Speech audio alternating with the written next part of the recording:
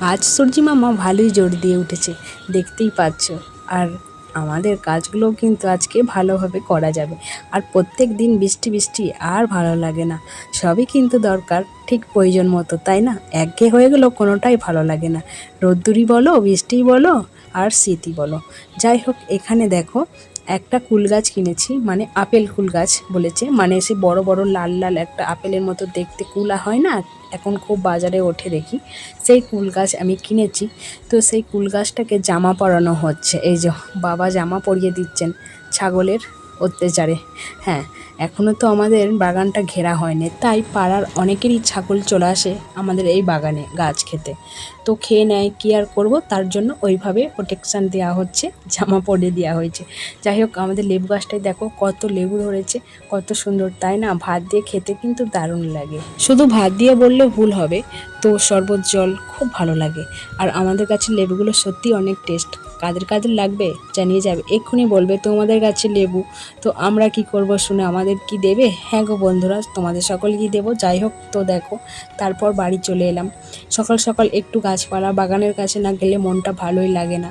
তো অনেক দিন থেকেই দেখছি গাছটার পাতাগুলো খেয়ে নিচ্ছে ছাগলে, তার জন্য ভাবলাম না, আজকে ওই কাজটা ফার্স্ট ঘুম থেকে উঠে করব, তারপর বাকি কাজ হাত দেবো। তারপর দেখো চলে এসেছি আমাদের উঠোনে। আমাদের উঠোনটা অনেক বড়, এদিক ওদিককে ঝাঁট দিতে হয় পরিষ্কার করে। তারপর দেখো ওখানে গরুগুলোকে বার করে দিয়েছে। আর গাছপালা দেখতে সত্যি খুব ভালো লাগে। কে কেমন আছে সব গাছগুলোকে একটু নজর দেওয়া আমার তো ভালো লাগে। তোমাদের কার কার ভালো লাগে কমেন্টে জানিয়ে যাবে। আর বর্ষাকালের গাছ তো বৃষ্টির জল পেয়ে ভালোই থাকে, খালি একটু লক্ষ্য রাখার, তাই না? যে ছাগলে মুখ দিচ্ছে কি। হ্যাঁ, আর ঘিরে বসালে তো আর কোনো কথাই নেই, দেখতেই হবে না, 2-1 দিন ছাড়া ছাড়া বাগানে গেলে কোনো অসুবিধা হবে না। আপনি বৃষ্টির জল পেয়ে ঠিক চচ্চর করে বড় হয়ে যাচ্ছে, তাই তো?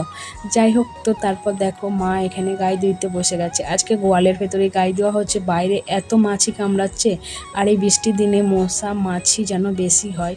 তো দেখো এখানে মায়ের কি আদর, আহা, কত সুন্দর আদর করছে।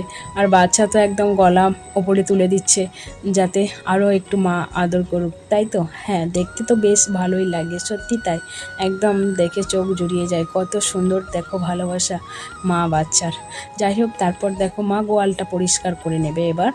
তো এই গোয়ালে কিন্তু ওরা আছে, বৃষ্টির জন্য বাইরে তো কোথাও শুকনো নেই, আর ওরা শুতেও পাচ্ছে না, তাই মা এখানে পরিষ্কার করে ঝাঁট দিয়ে ধুয়ে দেয় যাতে একটু শুকিয়ে যাক তাড়াতাড়ি, তারপর ওরা কিন্তু এখানে শুতে পারে।